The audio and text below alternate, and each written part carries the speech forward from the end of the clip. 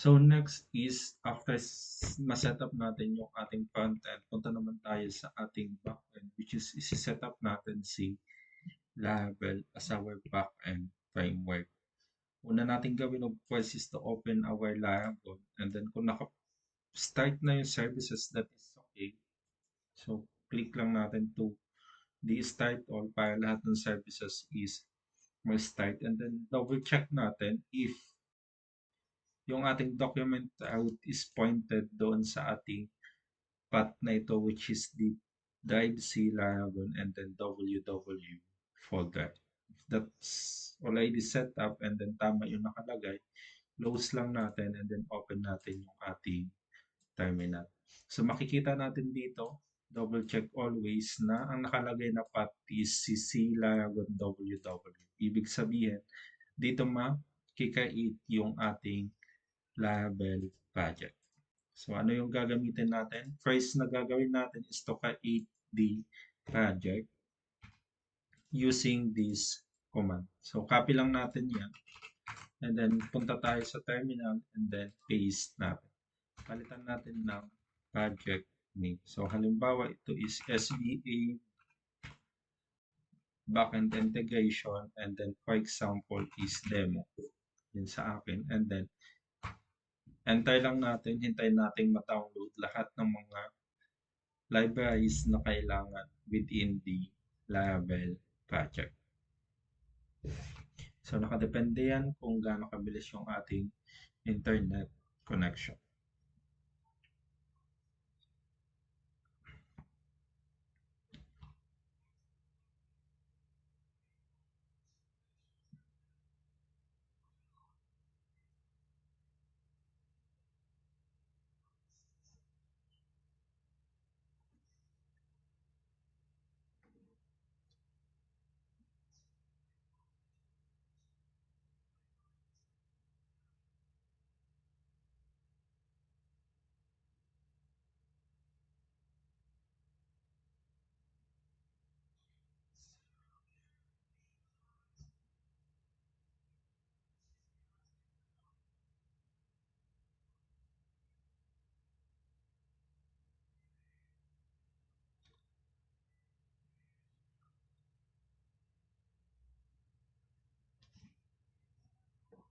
Ayan, so tapos na yung installation. Next natin na gawin is to restart the Laragon services para ma-include sa list ng mga available websites o available sites yung ating newly created project. So stop lang natin.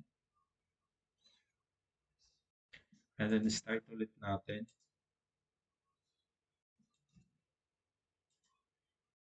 Yan.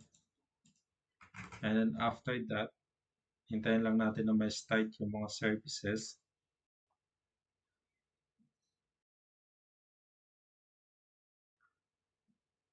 And then pwede muna natin pansamantala i-check dun sa ating folder kung available na siya ito. And then para ma-check natin kung gumagana, yung pangalan ng folder, lalagyan lang natin ng .test. So copy lang natin ito sa ating browser. Yan, hindi pa din nag-i-start yung aking services. Kailangan okay. And then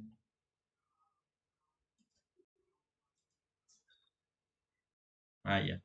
So started na lahat ng services, pwede na natin i-check kung gumagana. Add lang tayo ng panibagong tab and then paste natin.